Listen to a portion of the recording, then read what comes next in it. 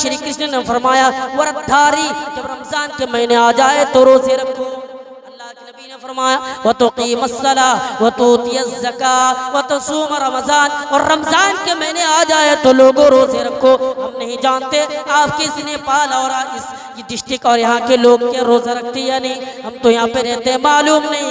लेकिन हमारे उधर का हाल ये है, हमारे उधर का हालात ये हैं कि जवान भाग जाते हैं जब रमजान का महीना करीब आता है तो हमारे बिहार को छोड़कर वो दिल्ली चले जाते हैं, बम्बई चले जाते हैं, और इस बहाना और इस वजह से जाते हैं कि अभी तो काम करना है साहब, रमजान की तैयारी के लिए पैसा चाहिए, बीवी बाल बच्चों के लिए खर्चा चाहिए। वो साल भर घरों में बैठ कर खाया, खर्चा उसके पास रहा, लेकिन रमजान के महीने में रोजा ना रखने की वजह से बिहार को छोड़कर दिल्ली जा रहा है, या आप समझिए बंगाल को छोड़कर दिल्ली या बिहार आ रहा है। इस ऐसा काम हो रहा है जिसके बारे में जैसे अल्लाह के नबी फरमाते हैं यही रमजान जिसके रोजे से तुम डरते हो, कयामत के दिन ढाल बन जाएगा, कयामत के दिन ढाल बनकर तुम्हारे सामने रहेगा, बल्कि कहेगा यही रोजा है।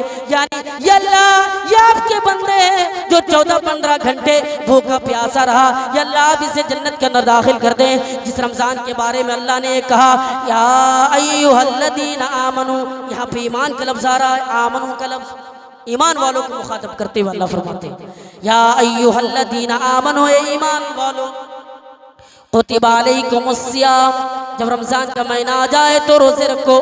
कुतिबा अलैकुमुस्सियाम कमा कुतिबा अलल्लज़ीना मिन क़ब्लिकुम लअल्लकुम तत्तक़ून, जिस तरीके से तुमसे पहले लोग थे वो लोग भी रमजान के रोजे रखा करते थे, तुम भी रमजान के रोजे रखो। उसके बाद फरमाया देखो लअल्लकुम तत्तक़ून, रमजान के रोजे रखने का फायदा ये कि तुम मुत्तकी बन जाओगे, परहेजगार बन जाओगे।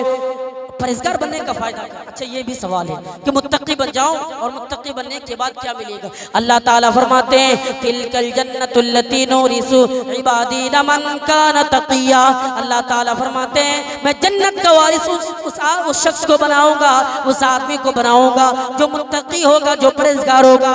अल्लाह ने तो ये हुक्म दे दिया है कि तुम रमजान के रोजे रखो, लेकिन अल्लाह ने ये भी फरमाया है रोजे रखोगे तुम्हें जन्नत के अंदर दाखिल कर दिया जाएगा, तुम्हारा ठिकाना जन्नत होगा। जन्नत के अंदर अल्लाह के नबी फरमाते हैं रमजान के रोजे रखने वालों का एक अलग स्पेशल जन्नत का दरवाजा है जिसको बाबुर रैयान कहा जाता है। और इसी के बारे में श्री कृष्ण ने फरमाया लोगों रमजान के रोजे रखो, वरधारी यानी भूखे प्यासे रहो। अच्छा हमारे हिंदू भाइयों के अंदर भी रोजा है, आपको पता है हमारे हिंदू भाइयों के अंदर भी रोजा है, वो लोग रोजा रखते हैं, लेकिन उसके अंदर एक फर्क है हमारे और उसके दरमियान। उसके दरमियान ये है कि अन्न न खाओ सब कुछ खाओ, यानी दाल भात चावल जो भी है सब्जी घर में जो बनता है ना, जो चीजें बनती है उसको मत खाओ, उसको छोड़ दो भाई। उसके बाद बाजार चले जाओ, जो भी खाना है खा सकती हो, बाजार में वो भी चीज नहीं खाना जो घर में बन रही है। तो इन चीजों को छोड़कर बताया जाए अन्न न खाओ सब कुछ खाओ। और हमारे यहाँ जो रोजा है जिसके बारे में अल्लाह ताला फरमाते हैं तुम्हें भूखा प्यासा रहना है और भूखा प्यासा रहकर तुम्हें रमजान के रोजे रखना है, कामयाबी इसमें है रमजान के रोजे रखो। अब आइए पांचवी चीज श्री कृष्ण फरमाते हैं, पांचवा यानी चतुर्थ वस्तु पंचम वस्तु तृतीयत्रा कर्तव्य नेह गंगा जलेश भवत्, यानी यात्रा करो, हिंदी लफ्ज़ ये आप समझ सकते हैं, यात्रा करो पवित्र शहर का और जो पवित्र जल है उस पर गुस्ल करो, उस पर स्नान करो, नहाओ। और यही बात यानी यहाँ पे बात बताई जा रही है उस पवित्र शहर चले जाओ जो तुम जहाँ पाक व साफ हो सकती हो। अल्लाह के नबी फरमाते हैं हज करो, यानी तुम्हारे सारे गुनाह मिट जाएंगे और सारे पाप खत्म हो जाएंगे, तुम्हें हज करना पड़ेगा। चले जाओ उस पवित्र शहर में, चले जाओ उस पवित्र जगह पर, यही इस्लाम है, ये इस्लाम के अहकाम है और यही अहकाम अल्लाह के नबी ने भी फरमाया। अल्लाह के नबी सारे लोगों को बताया कि इस्लाम है, इस्लाम पर चलना है। आप जरा इस पर गौर कीजिए, इस दुनिया के अंदर जितने भी अंबिया आए, जितने भी रसूल आए, सारे नबियों का यानी दावत एक थी, यानी सारे नबी ये अल्लाह को यानी अपने कौम वालों को इस बात की तरफ दावत दी, ऐ मेरी कौम के लोगों या कौम इब्दुल्लाह मा लकुम मिन इलाहिन गैरु, ऐ मेरी कौम के लोगों अल्लाह की इबादत करो, उसके साथ कोई साजी व शरीक नहीं। ये अलग बात है, जमाना में नबी आते गए, कलमा यानी दूसरा जो चेंज होता गया, यानी इस दुनिया में नूह अलैहिस्सलाम आए, कलमा ये था ला इलाहा इल्लल्लाह नूह रसूलुल्लाह। इस दुनिया में मूसा अलैहिस्सलाम आए तो कलमा ये बन गया ला इलाहा इल्लल्लाह मूसा रसूलुल्लाह। ईसा अलैहिस्सलाम आए कलमा ये बन गया था ला इलाहा इल्लल्लाह ईसा रसूलुल्लाह। हमारे नबी मोहम्मद सल्लल्लाहु अलैहि वसल्लम आए जिसके बारे में अल्लाह के नबी ने यानी जो कलमा ये ला इलाहा इल्लल्लाह मुहम्मदुर रसूलुल्लाह, और यही कलमा है जो हम तमाम उम्मतों हमारे लोगों के लिए तमाम उम्मतों के लिए, और ये कलमा आप ये नहीं कह सकते सिर्फ हिंदुस्तान वालों के लिए, सारे मुसलमानों के लिए यही कलमा अथर्ववेद के अंदर भी आज भी मौजूद है।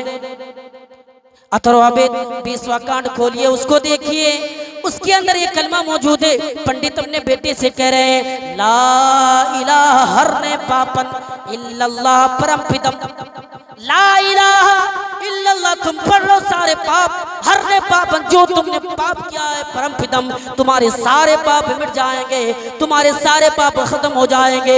इस्लाम ने भी बताया अल इस्लाम यहदिम मा कान क़बला, यानी तुमने मा क़बल में जो गुनाह किए हो, यानी पिछले जमाने में माजी में जो तुमने गुनाह खताएं की हो तुम्हारी सारी खताएं खत्म हो जाएंगी, लेकिन शर्त ये कि तुम्हें अल्लाह से यानी ला इलाहा इल्लल्लाह पढ़ना होगा। अब हम ये समझते हैं मुसलमान है ला इलाहा इल्लल्लाह पढ़ने से सारे पाप मिट जाएंगे, ये पंडित ने बताया है। आज इस इस्लाम के बारे में कुछ लोग हैं हमारे मुल्क में कुछ लोग हैं जो इस्लाम के बारे में ये कहता है कि इस्लाम सही मजहब नहीं है, इस्लाम गलत है, और ये भी कहता है कि इस्लाम का माने सिर्फ नमाज पढ़ना। उसका नाम ले लो बाबा रामदेव, अब जानते होंगे बाबा रामदेव राजस्थान के भाषण में कहता है इस्लाम का माना सिर्फ नमाज पढ़ना, और इस्लाम का माना यह है कि जब बच्चा जवान हो जाए तो उसे ये हुक्म दो कि जवान लड़कियों को लेकर गैर मजहब लड़कियों को लेकर फरार हो जाए और उसके साथ गलत संबंध बनाए, जिना करे।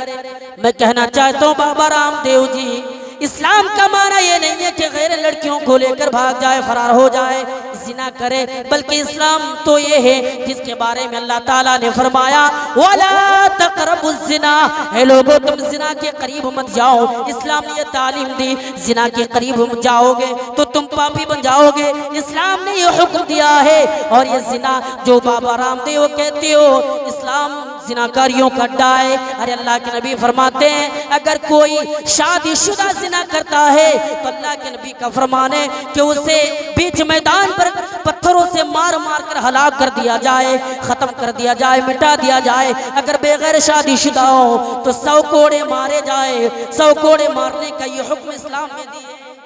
आज कहते हैं इस्लाम जिनाकारियों का अड्डा है। अरे आओ किस तरीके से अल्लाह के नबी ने जिनाकारियों को समझाया और बताया कि इस्लाम में जिना हराम है। अल्लाह के नबी के पास एक शख्स आते हैं और आकर कहने लगता है अल्लाह के नबी आप मुझे इजाजत दीजिए कि मैं जिना करूं, आप इजाजत दीजिए। तमाम सहाबा इकराम गुस्से में आ जाते हैं, हजरत उमर फारूक रदियल्लाहु ताला वहाँ खड़े वो भी गुस्से में आ जाते हैं और कहते तुम कैसी बात कर रहे हो। लेकिन अल्लाह के नबी ने कहा नहीं रोको, आने दो, उसे हुक्म दिया आ जाओ, करीब आ जाओ, और कहा कि बैठ जाओ। जब वो बैठ गया तो अल्लाह के नबी ने फरमाया जो तुम जिना की इजाजत मांग रहे हो अगर यही हुक्म है ये दे दो कि जाओ तुम अपनी माँ से करो, जाओ तुम अपनी खाला से करो, जाओ तुम अपनी फूफी से करो, जाओ तुम अपनी बहन से करो, क्या तुम करोगे? उसने कहा अल्लाह के रसूल आप कैसी बात कर रहे हैं? तो अल्लाह के नबी ने कहा कैसी बात कर रहे हैं? तो अच्छा वो भी तो आप दूसरे की बहन बेटियों के साथ जिना करने की इजाजत मांग रहे हैं, आप खुद की बहन बेटियों से नहीं करना चाहते हैं। उस वक्त तो इस्लाम कबूल कर लेते हैं और कहते हैं अल्लाह के नबी आप मेरे लिए दुआ कर दीजिए कि मैं इन कामों से बच जाऊं, मैं इन कामों से दूर रहूं। ये इस्लाम है जो हुक्म दिया है जिनाकारियों से लोगों को रोका। और तुमने दूसरी बात ये कहा कि इस्लाम का माना नमाज पढ़ना, चलो मैंने चंद मिनट के लिए मान लिया कि इस्लाम का माना नमाज पढ़ना। आज जो तुम कहते हो इस्लाम का माना जिनाकारियों का अड्डा खोलना, तो आइए कुरान ने तो कहा है लोगों नमाजी बन जाओगे तो तुम पापी नहीं बन सकते हो, तुम गुनहगार नहीं बन सकते हो, तुम पाप नहीं कर सकते हो। अल्लाह के नबी अल्लाह ताला फरमाते हैं इन्नस्सलात तन्हा अनिल फहशाई वल मुनकर। अरे लोगों नमाजी बन जाओ, नमाज वो चीज है लोगों को बेहयाई और बुराई से रोकती है, इंसानों को बुराई के करीब जाने नहीं देता, इंसानों को ये हुक्म देता है तुम बुराई ना करो, अगर तुम बुराई करोगे तो पापी बन जाओगे, बुराई ना करना है। ऐ बाबा रामदेव सुनो, ये इस्लाम ने हुक्म दिया है नमाज का माना यानी बेहयाई से रोकना। इंसान जब नमाजी बन जाता है तो बेहयाई काम नहीं कर सकता। मिसाल के तौर पर आप समझिए, आपका एक बेटा है, वो शराब पीता है, शराब के अड्डों पे जाकर बैठता है, लेकिन जब वो इस्लाम पढ़ने लगे, इस्लाम के हकाम जब उसे पता हो जाए, नमाज पढ़ने लगे, तो शराब के अड्डों पे नहीं जाएगा। वो जरूर एक मर्तबा सोचेगा कि मैं नमाज पढ़ता हूँ, अगर वो बगैर पानी पेशाब करता है तो ये समझेगा कि अगर मैं पानी के बगैर पेशाब कर लूँ तो नमाज नहीं होगी, इसलिए वो रोकेगा। अरे जिस इस्लाम के बारे में तुम ये कहती हो इस्लाम जिनाकारियों का अड्डा है, तो हमारे हिंदुस्तान के यानी बापू महात्मा गांधी जी भी कहकर चले गए, अरे इस्लाम तो वो है जो लोग पढ़े, इस्लाम का मुताला करे, किताबों का मुताला करे, किताबों को पढ़े तो पता होगा इस्लाम क्या है, इस्लाम क्या चीज है, उसे मालूम होगा। हमारे बापू, मुल्क के बापू, हिंदुस्तान के बापू यानी महात्मा गांधी जी कहते हैं इस्लाम वो है जो लोगों को बुराई से रोकता है, इस्लाम वो है जो जनूबी अफ्रीका में यानी एक वक्त ऐसा था जो लोग डरते थे कि कहीं इस्लाम ना आ जाए, इसलिए डरते थे कि इस्लाम आ जाए तो लोग यानी लोगों में जो काले गोरे का फर्क वो बराबर कर देगा, इस बात से वो लोग डरते थे। महात्मा गांधी जी कहते हैं लेकिन उस मुल्क में अगर उस वक्त इस्लाम चला गया होता तो वो लोग इस्लाम को एक्सेप्ट कर लेते और वो लोग सलाम करते। इस इस्लाम के बारे में मास्टर चंबीर अपनी किताब इंसाइक्लोपीडिया में लिखते हैं, वो कहते हैं इस्लाम वो मजहब है तो हजारों साल पहले नबी आए, हजारों साल पहले ऋषि मुनि आए, लेकिन आज भी वो लोग इज्जत करते हैं। और गैर मजहबों में देखो बादशाह इज्जत नहीं करते हैं, हजारों साल पहले नबी ऋषि मुनि आए, वो लोग इज्जत करते हैं। इस्लाम वो है जो जिनाकारियों गड्ढे से रोका, इस्लाम वो है जो यतीमों का हक बताया, इस्लाम वो है जो यतीमों पर जुल्म करने से मना किया है, इस्लाम वो है जो जिनाकारियों गड्ढों को बंद कर दिया, इस्लाम वो है जो लोगों को सच्ची रास्ता बताए और कहा इस्लाम पर चलो तुम कामयाब हो जाओगे।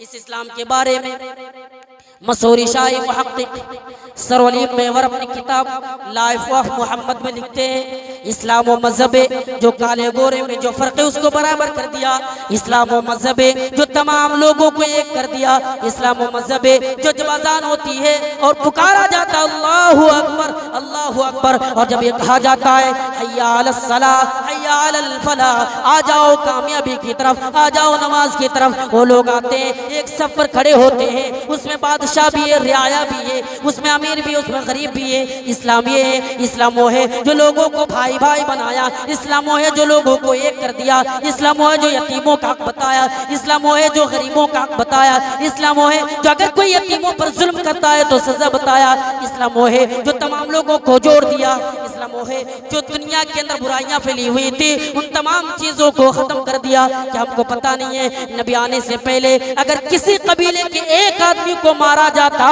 तो उस कबीले के 10 आदमी को मारते थे, उसके एक आदमी के बदले में उसको इस्लाम ने खत्म कर दिया।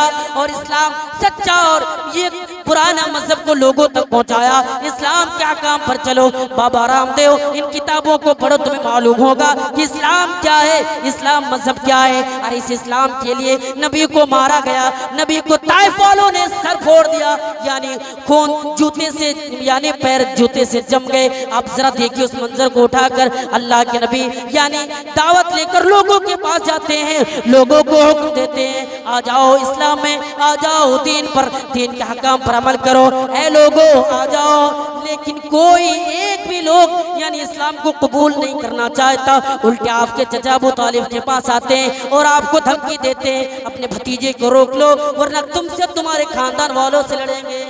अल्लाह के नबी घर आए और आकर कहा आपकी कौम वाले मेरे पास आकर ये हुक्म दिया और मुझे धमकी भी दी है, मुझे डर लग रहा है कि क्या करूं, मुझे डर लग रहा है। अल्लाह के नबी ने कहा मुझे अपने हाल पर छोड़ दीजिए, इस मिशन को मैं लोगों तक पहुंचा कर ही रहूंगा। अगर ये लोग मुझे मार भी डाले, अगर ये लोग मुझे खत्म भी कर दे, कोई परवाह नहीं। आपकी इस बहादुरी को देखकर आपके चचा अबू तालिब कहते हैं जाइए लोगों तक इस दीन को पहुंचाइए। फिर लोगों तक ये दीन पहुंचाते हैं, यानी 10 लोग भी खड़े हैं उसे भी बता रहे हैं, 10 लोगों का मजमा उसे भी बता रहे हैं, एक आदमी खड़ा उसे भी बता रहे हैं। अब देख रहे हैं यहाँ के लोग इस्लाम कबूल नहीं करना चाहता, आपने दिल में ये सोचा कि चलो हम ताइफ चलते हैं, वहाँ के लोग इस्लाम को कबूल कर लें। और मक्का से ताइफ का सफर 100 किलोमीटर का, यानी जो फासला है दूरी है वो 100 किलोमीटर का दूरी। और आज हम सफर करते हैं 2-2.5 किलोमीटर मोटरसाइकिल से करते हैं, 4 व्हीलर से करते हैं। अल्लाह के नबी 100 किलोमीटर का सफर पैदल चलकर किया और वहाँ सफर करने के बाद वहाँ के चौधरियों के पास जाते हैं, वहाँ के सरदारों के पास जाते हैं और जाकर कहते हैं मैं अल्लाह का नबी हूँ, मैं अल्लाह का आखिरी नबी हूँ, आखिरी रसूल हूँ। वो लोग जवाब देते हैं अरे मोहम्मद तुम्हें नबी सल्लल्लाहु अलैहि वसल्लम अल्लाह ने तुम्हें नबी बनाया, अल्लाह ने तुम्हें रसूल बनाया, ऐसा हो ही नहीं सकता कि अल्लाह तुम्हें नबी बनाए, अल्लाह तुम्हें रसूल बनाए। अल्लाह के नबी ने सोचा कि चलो ये लोग चौधरी लोग हैं, ये लोग अमीर लोग हैं, रईस लोग हैं, ये लोग ईमान नहीं लाएंगे, लेकिन मुझे यकीन है कि जो लोग गरीब तबके के लोग हैं वो लोग ईमान लाएंगे। आप जाते हैं गरीबों के पास, झोपड़ियों वाले के पास, लेकिन वो लोग भी ईमान नहीं लाता है। यानी अल्लाह के रसूल 1 हफ्ते तक उस ताइफ की सरजमीन पर रहते हैं, अल्लाह का एक भी बंदा ईमान नहीं लाता, ईमान लाने के लिए तैयार नहीं। आपने इरादा किया चलो मैं यहाँ से निकल जाता हूँ, अल्लाह के नबी निकलना चाहता है, यहाँ से निकल जाना ही बेहतर है। लेकिन जब आपने ये इरादा किया, उन चौधरियों ने, उन हाकिमों यानी वहाँ के बादशाहों ने गुंडे और मवालियों को खरीदा और खरीदने के बाद ये हुक्म दिया कि जाओ जाओ, तुम्हें क्या करना, क्या तुम्हें पता है ये जो मोहम्मद सल्लल्लाहु अलैहि वसल्लम नबी दावा कर रहा है उसे पत्थरों की बारिश करना है, हमें तुम्हें घर में यानी घर में खाने के लिए दावत नहीं दी है, पैसा नहीं दिया है, जाओ उसको मारो। नबी को मारा गया। आपको जब होश आया तो 2 किलोमीटर बाहर, ताइफ से 2 किलोमीटर बाहर आप क्या देखते हैं, हजरत जिब्रील अलैहिस्सलाम आए हुए हैं, उसके साथ 2 पहाड़ के फरिश्ते और आपसे ये कह रहा है कि नबी आप हुक्म दे दीजिए इन ताइफ वालों को 2 पहाड़ियों के दरमियान खत्म कर दो, दबोच कर मार डालो।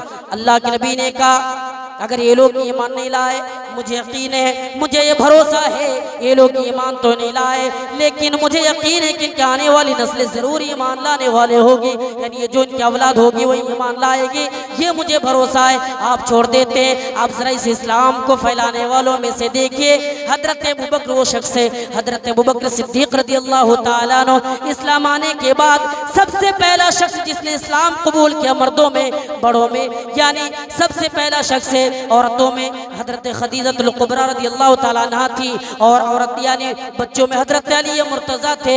ये तीनों लोग यानी सबसे पहले इस्लाम कबूल करते हैं। हजरत अबू बकर सिद्दीक रज़ियल्लाहु ताला अन्हु इस्लाम कबूल करते हैं और कबूल करने के बाद हरम में आते हैं और लोगों को ये बताते हैं लोगों इस्लाम सबसे प्यारा मजहब है, आ जाओ इस्लाम में, आ जाओ इस्लाम के हकाम पर अमल करने। लेकिन वहाँ के मक्का के लोग बदबख्त लोग आते हैं, हजरत अबू बकर सिद्दीक रज़ियल्लाहु ताला अन्हु को मारने लगते हैं, आप पर जुल्म करते हैं, आपको मारते हैं। उन्हीं में से बदबख्त इंसान जिसका नाम उतबा था आपके चेहरे को निशाना बनाते हैं, आप बेहोश हो जाते हैं। आपके कबीले के लोग आते हैं, बनु तमीम के लोग और आकर चादर से लपेट कर आपको घर लेकर जाते हैं और ले जाने के बाद जब देख रहे होश नहीं आ रहा है तो परेशान है सारे लोग। जाहिर सी बात है घर के एक अफराद अगर परेशान हो तो सारे लोग परेशान हो जाते हैं। वो क्या किए, उतबा के पास सारे लोग पहुंचे और पहुंचने के बाद कहे उतबा अगर अबू बकर को होश ना आए तो तुम्हें मार डालेंगे, तुम्हें टुकड़े टुकड़े में तब्दील कर देंगे। लेकिन अबू बकर को होश आते हैं तो जबान से जो बात निकलती हुई थी कि मोहम्मद रसूलुल्लाह कैसे हैं, मोहम्मद बिन अब्दुल्ला कैसे हैं, मोहम्मद सल्लल्लाहु अलैहि वसल्लम कैसे हैं, जरा बताइए। माँ भी यानी काफिर थी, ईमान से महरूम थी, माँ को पता नहीं कि मोहम्मद बिन अब्दुल्ला कौन है। आपने बताया जाइए फला जगह पर एक औरत रहती है उम्मे जमील नाम की औरत, उससे आप जाकर पूछे कि मोहम्मद बिन अब्दुल्ला कौन है।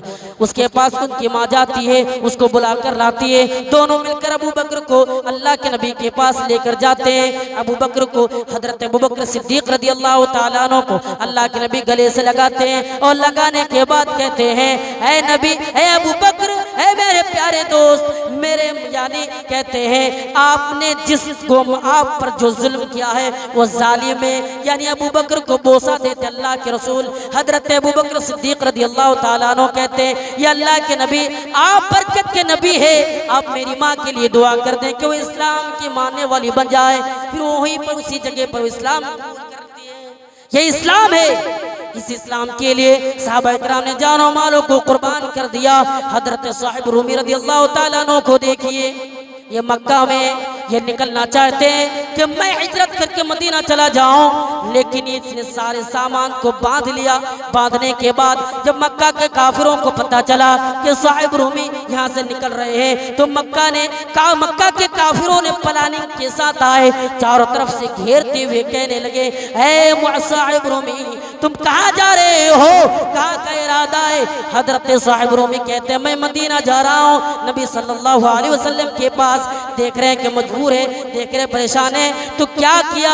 उन काफिरों ने कहा कि साहिब रूमी तुम्हारे पास दो ऑप्शन है। पहला नंबर, अगर तुम यहाँ पे रहोगे तो तुम्हारे पास जो जमीन और जायदाद पैसा है सारी चीजें तुम्हारे पास रहेगी, लेकिन अगर तुम छोड़कर चले जाओगे तो सारी चीज छीन ली जाएगी। हजरत साहिब रूमी सारी चीजों को कुर्बान कर देते हैं और कहते हैं नादानो, ऐ काफिरो तुम्हें पैसा चाहे ले लो, जमीन चाहे ले लो, घर मकान चाहे ले लो, मैं सारी चीजें कुर्बान करने के लिए तैयार हूँ इस इस्लाम के लिए। हजरत साहिब रूमी जिंदगी भर की कमाई लुटाकर मदीना जाते हैं खाली हाथ। अल्लाह के रसूल सलाम करते हैं इस इस्लाम के लिए जिसने जिंदगी भर की कमाई लुटा दी। आज हम उस इस्लाम के अहकाम पर अमल नहीं कर पा रहे।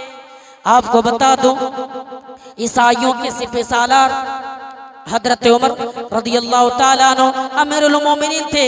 उस जमाने में मुसलमानों ने ईसाइयों के सिपह सालार को पकड़ कर लाते हैं, उमर के दरबार में हाजिर करते हैं। ईसाइयों के सिपह सालार है, हजरत उमर के दरबार में हाजिर कर देते हैं और कहते हैं कि ईसाइयों का सिपह सालार है। उमर ने ऐलान कर दिया, हुक्म दे दिया कि फला दिन फला जगह पर इसको कत्ल कर दिया जाएगा, फला दिन इसको मार दिया जाएगा, फला जगह पर इसको कत्ल किया जाएगा। सारे लोग जमा हो जाते हैं, सारे लोग इकट्ठे हो जाते हैं। हजरत अमीरुल मोमिनीन यानी उमर फारूक रदियल्लाहु ताला अन्हु भी हाजिर है, हाथों में नंगी तलवार है। ईसाइयों के सिपह सालार भी मौजूद है। आप नंगी तलवार लेकर कत्ल करने वाले ही थे। वो ईसाइयों के सिपह सालार या आवाज देने लगी, ये चिल्ला यानी बोल पड़ा, पानी चाहिए, प्यास लगी है, पानी पानी पानी। हजरत उमर फारूक रदियल्लाहु ताला अन्हु तलवार रोक ली, मारा नहीं। का क्या हुआ? पानी चाहिए। हुक्म दिया कि पानी लाओ, पानी पेश किया जाए।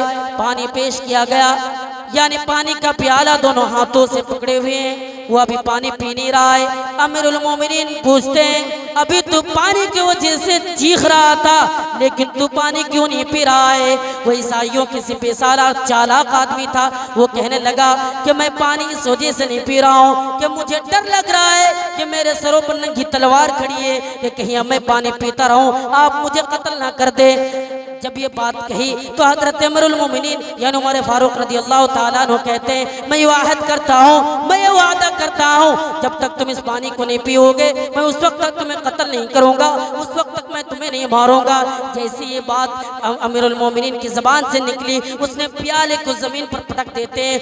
लोग हैरान और परेशान हो जाते हैं कि क्या बात है, इसने जमीन पर क्यों पटक दी? और वो ईसाइयों के सिपह सालार कहता है ये जमीन झूठी हो सकती है, आसमान झूठा हो सकता है, लेकिन कायनात लोग यानी पूरी दुनिया के लोग झूठ बोल सकते हैं। जो मोहम्मद रसूलुल्लाह पर ईमान लाए, इस्लाम कबूल किए हैं, वो झूठ नहीं बोल सकता है, ये मुझे यकीन है। अल्लाह के रसूल यानी हजरत अमीरुल मोमिनीन कहते हैं, जाओ जाओ निकल जाओ, मैं तुम्हें कुछ भी नहीं बोलूंगा, जर्रा बराबर भी मैं तुम्हें आज कुछ भी नहीं बोलूंगा, तुम निकल जाओ, तुम चले जाओ। वो चलने लगते हैं, वादा के मुताबिक वो निकल जाते हैं, लेकिन चंद ही यानी थोड़ा सा दूर जाते ही वो तोड़ पड़ते हैं और अमीरुल मोमिनीन से गले लगाकर कहते हैं, अमीरुल मोमिनीन मैं मोहम्मद रसूलुल्लाह का दीन पर आना चाहता हूँ, इस्लाम कबूल करना चाहता हूँ, आप मुझे ज़रा कलमा पढ़ाएं, आप मुझे ज़रा बताएं। अगर इस्लाम गलत होता तो लोग इस्लाम कबूल नहीं करते। इस्लाम सबसे प्यारा मजहब है, इस्लाम अजीम दिन है, लोगों हमें इस्लाम पर अमल करना है, इस्लाम के हकाम पर हमें अमल करना है, कोई मार नहीं सकता। इस इस्लाम के लिए हजरत सुमैया रदियल्लाहु ताला अन्हा को यानी अबू जहल ने दो टुकड़े में तब्दील कर दिया, लेकिन वो सुमैया रदियल्लाहु ताला अन्हा मरते वक्त मुस्कुरा रही थी, हंस रही थी। इस हंसी को देखकर अबू जहल परेशान हो जाता है, कहने लगता है हाय क्या हो गया, मैंने एक औरत को जुल्म किया, मारा, लेकिन मरते दम वो हंस रही है, मुस्कुरा रही है। वो सुमैया रज़ियल्लाहु ताला जानती थी कि इस्लाम पर रहने वाला कभी बुरा नहीं हो सकता है, इस्लाम पर हकाम, इस्लाम पर चलने वाला कभी बुरा नहीं हो सकता है। इस्लाम सबसे प्यारा मजहब है, इस्लाम सबसे प्यारा मजहब है। इसके बारे में कभी अल्लाह के रसूल कहा करते थे, ए उमर तुम अकेले जन्नत में जाओगे, या अबू बकर तुम अकेले जन्नत में जाओगे, लेकिन सुमैया जो जन्नत में जाएगी उसके साथ और दो शख्स होंगे, यानी उसका शौहर, उसका जवान बेटा होगा। ये इस्लाम है। इस इस्लाम के लिए हजरत बिलाल हबशी रज़ियल्लाहु ताला अन्हु को मारा गया। अब जरा देखिए कि इस्लाम कबूल करते हैं, ईमान लाते हैं, इसे पता नहीं था, इसे मालूम नहीं था कि इस्लाम लाने का सजा ये होगा कि मुझे मारा जाएगा, मुझ पर जुल्म किया जाएगा। इस्लाम कबूल करते हजरत यानी अब हजरत बिलाल हबशी रज़ियल्लाहु ताला अन्हु अब इनके मालिक जुल्म करते हैं। हदीस के अल्फाज है कि गले में रस्सी डालकर बच्चों के हाथ में दे दिया करते थे। बच्चे पूरा पूरा दिन घूमता फिरता था, इस मंजर को देखकर मारा जाता था और उसका मालिक ये भी कहता था, मैंने तुम पर रहम नहीं किया है, बल्कि मैं खुद थक गया हूँ, इसलिए मैंने तुम्हें छोड़ दिया। इस मंजर को हजरत अबू बकर देखते हैं और अब हजरत अबू बकर सिद्दीक रज़ियल्लाहु ताला अन्हु खरीद कर आज़ाद कर देते हैं और कहते हैं, जाइए मैंने आपको आज़ाद कर दिया। ये इस्लाम है जिसके लिए हमने जानो मालों की कुर्बान कर दी। आज हम क्या करते हैं, हम पाँचों टाइमों की नमाज से दूर है, कुरान हदीस से दूर है, बदले में हमने नबी को क्या दिया, नबी की यानी जो चीज़ें उन पर हम अमल नहीं कर रहे, हमने यही दिया है। लोगों इस्लाम पर चलने की कोशिश करो, इस्लाम के अहकाम पर अमल करने की कोशिश करो, यकीनन तुम कामयाब हो जाओगे। इस्लाम सबसे प्यारा मजहब है। आपको बता दो, अब महाभारत उठाइए, उसके अंदर एक बात बताई गई है, बड़ी कीमती बात है। यानी बता रहे हैं, निर्पसिहीन दास दासहीन निरपति पवित्रन तरन पसान।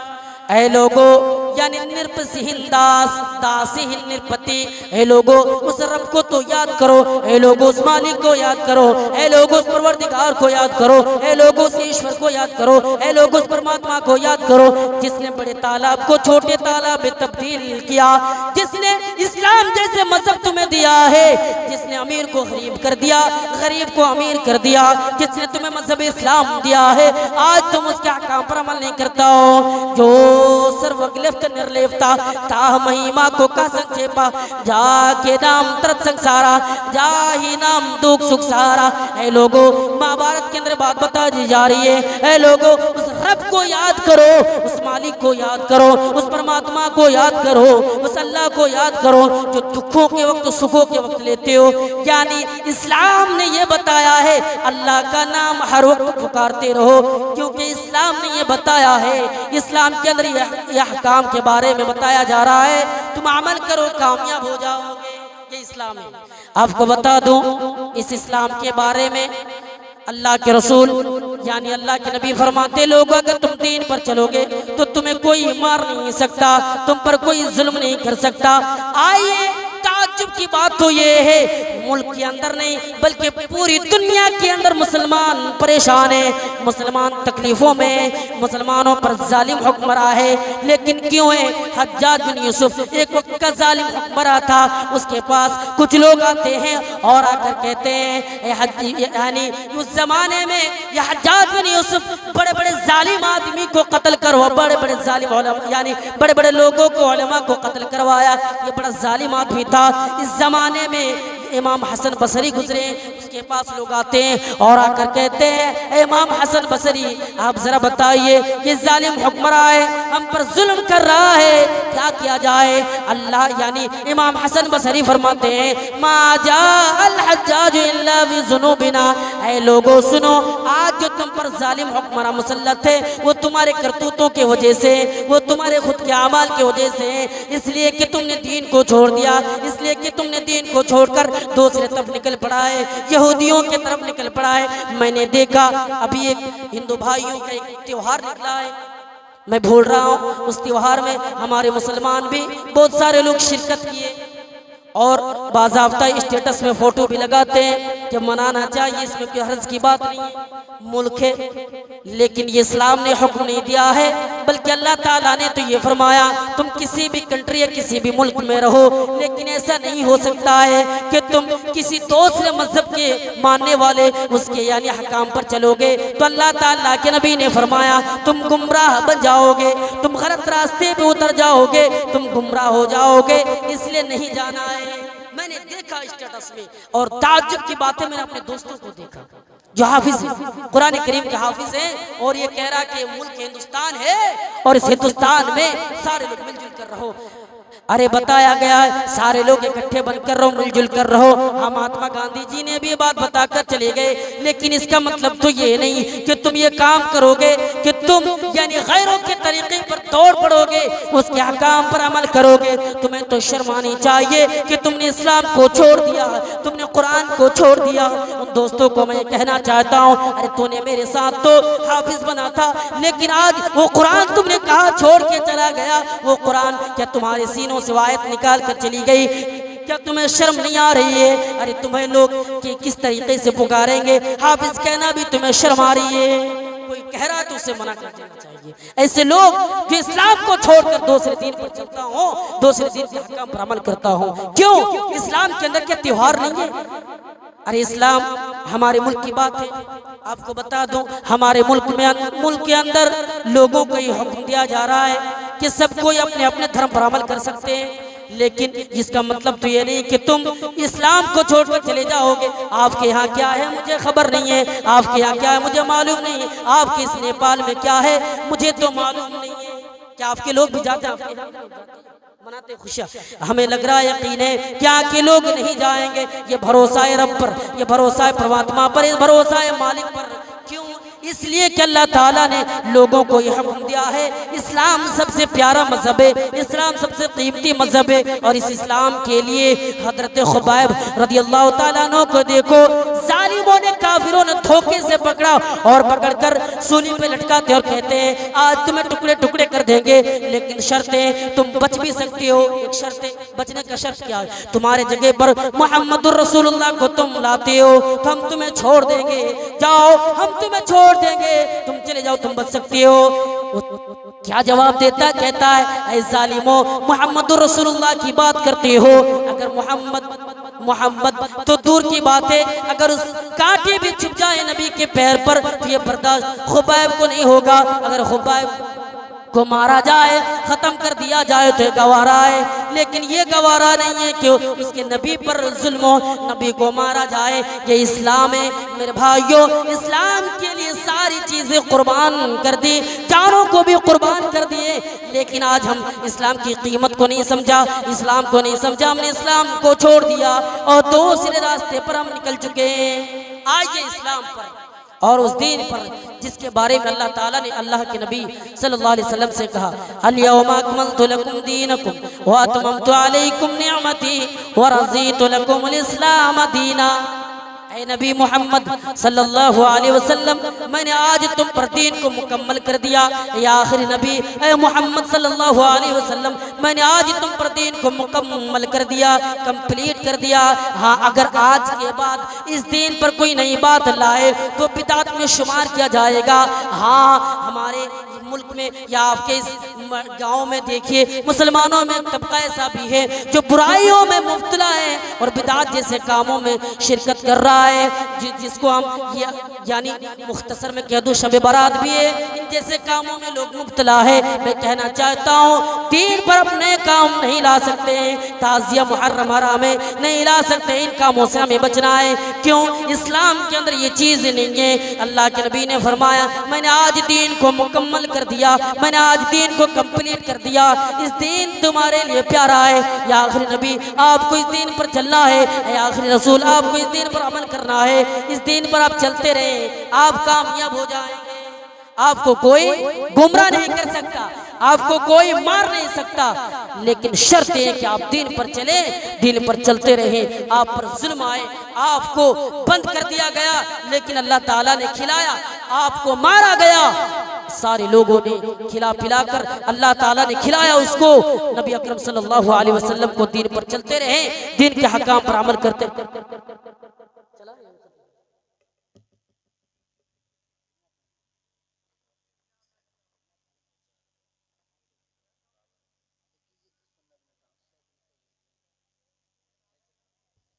ठीक है 5 मिनट दीन पर चलते रहना है, दीन के हकाम पर हमें अमल करते रहना है। ये सबसे प्यारा दीन है, ये दीन सबसे कीमती मजहब है, सबसे पुराना मजहब है। ये आदम से लेकर मोहम्मद रसूलुल्लाह सल्लल्लाहु अलैहि वसल्लम तक जितने भी नबी आए, जितने भी रसूल आए, सारे रसूलों का, सारे नबियों का कोई मजहब था तो मजहब इस्लाम, और हमारा भी मजहब इस्लाम। और आपको बता दो आज हम और आप क्या कर रहे हैं? नबी के हकाम पर अमल कर रहे हैं? नहीं। आइए देखिए अल्लाह के नबी जनाब मोहम्मद सल्लल्लाहु अलैहि वसल्लम, यानी जब आपको मेराज में ले जाया गया, उस मौके पर हजरत मूसा अलैहिस्सलाम से मुलाकात हुई छठे आसमान पर, और मुलाकात होने के बाद आप निकलते हैं, वहां से चल पड़ते हैं। उस वक्त हजरत मूसा अलैहिस्सलाम रो रहे हैं। आपने पूछा आप क्यों रो रहे हैं? अरे मूसा आप बताइए आप क्यों रो रहे हैं? हजरत मूसा अलैहिस्सलाम कहते हैं मैं इसलिए रो रहा हूँ, क्या आपकी उम्मत बाद में आई है, मेरी उम्मत पहले आई है, लेकिन आपकी जो उम्मत है वो पहले जन्नत में जाएगी, ये मुझे भरोसा है, पहले जन्नत में जाएगी। हजरत मूसा अलैहिस्सलाम कहते हैं इसलिए मैं रो रहा हूँ। हम तो जन्नत में जाने के लिए तैयार हैं। हम ये सोचते हैं दुनिया में आयश करें, गंदी चीजों के आदि भी बन जाए, नमाज भी छोड़ दें और हम जन्नत में दाखिल हो जाए। हम कौन सा मुंह लेकर अल्लाह ताला के पास हाजिर होंगे? कयामत के दिन अल्लाह को मुंह दिखाएंगे। मुसलमानों, हमारी जिंदगी में इस्लाम के अहकाम नहीं, हमारी जिंदगी में नमाज नहीं, हमारी जिंदगी में कुरान नहीं, हमारी जिंदगी में यानी दीन की बातें नहीं। हमारे नौजवानों को देखिए, लड़कियों के चक्कर में पड़ता है, और पढ़ने के बाद कुछ दिन गुजरता है, घर बार को छोड़ देता है, माँ बाप को छोड़कर वो निकल जाता है, माँ बाप को छोड़कर भाग जाता है, और भागने के बाद ज्यादा अगर उसे कहा जाए बेटा लौटाओ तो वो क्या करते हैं? फांसी के फंदों पर लटक जाते हैं और आत्महत्या करता है। बल्कि अल्लाह के नबी ने फरमाया जो आत्महत्या करे वो गुनाहगार है, वो पापी है, क्योंकि इस्लाम ने मना किया है, इस्लाम ने रोका है कि तुम ये काम नहीं कर सकते हो। नौजवानों को देखिए, नौजवान लड़कियों के चक्करों में पड़कर क्या करते हैं? वो यानी पूरे दिन पूरी रात लड़कियों के पीछे लगे रहते हैं। मेरे नौजवान भाइयों, आप लोगों के लिए सबक है कि आप इन कामों को छोड़ें और सही दीन पर आए। अगर आप मुसलमान हैं तो नमाज पढ़े।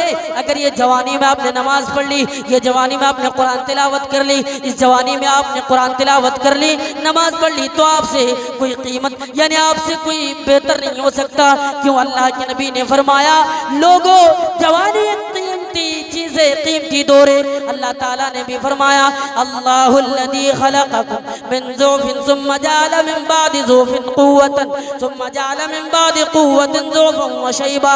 अल्लाह ताला ने फरमाया मैंने इंसानों को कमज़ोर बनाया, फिर मैंने कमज़ोर से ताकतवर बनाया, फिर ताकतवर से कमज़ोर बनाया। अल्लाह ताला ने 3 दौर का जिक्र किया है।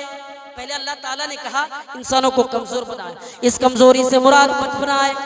जब बच्चा पैदा होता है तो कमजोर होता है, ये कमजोरी का दौर है, ये कमजोर होता है, बच्चा कमजोर होता है। इस दौर में न वो खा सकता है, न वो पी सकता है, न वो कहीं जा सकता है, ये क़ज़ाए हाजत के लिए वो जा सकता है, यहाँ तक कि रोने के सिवा कुछ नहीं कर सकता। फिर अल्लाह ताला ने फरमाया मैंने इंसानों को ताकतवर बनाया। इस ताकतवर से मुराद जवानी है, जो अल्लाह ताला ने यंगस्टर यानी नौजवानों से कहा ऐ नौजवानों मैंने तुम्हें जवानी दी है, तुम जवानी की कदर क्या करो, यकीनन तुम कामयाब हो जाओगे। उसके बाद फरमाया मैंने फिर इंसानों को बुढ़ापा दिया। अब इंसान बुढ़ापे की उम्र में पहुंच चुका है, अब इंसान बूढ़ा हो चुका है। इस बुढ़ापे की उम्र में वो सही तरीके से नमाज भी नहीं पढ़ सकता, कुरान की तिलावत भी नहीं कर सकता, सही तरीके से बैठ भी नहीं सकता, इंसान परेशान हो जाता है। इसलिए लोगों इस जवानी की कदर क्या करो। अल्लाह इस जवानी की कीमत के बारे में लोगों को बताया। अल्लाह के नबी फरमाते हैं कि अल्लाह ताला अपने कुछ खुशनसीब बंदों को अर्श का साया देगा, उनमें से एक इंसानों भी होगा वो शाबुन नशा फी इबादतिल्लाह। लोगों जवानी की कदर क्या करो। अगर आप अर्श का साया चाहते हो जवानी की कदर क्या करो। क्यों? इस्लाम के अंदर बताया लोगों जवानी एक ऐसी कीमती चीज है जो अल्लाह ताला बार बार इंसानों को नहीं देता।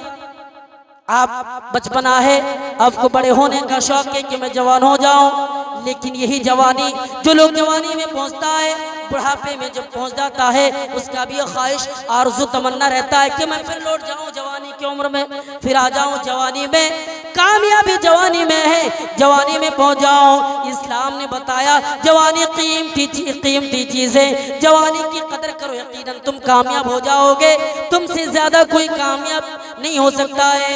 तुम नौजवानों, यह आपके लिए पैगाम है, जवानी की कदर क्या करो, नेक अमल करो, यकीनन तुम कामयाब हो जाओगे। ये कामयाबी का रास्ता है भाई।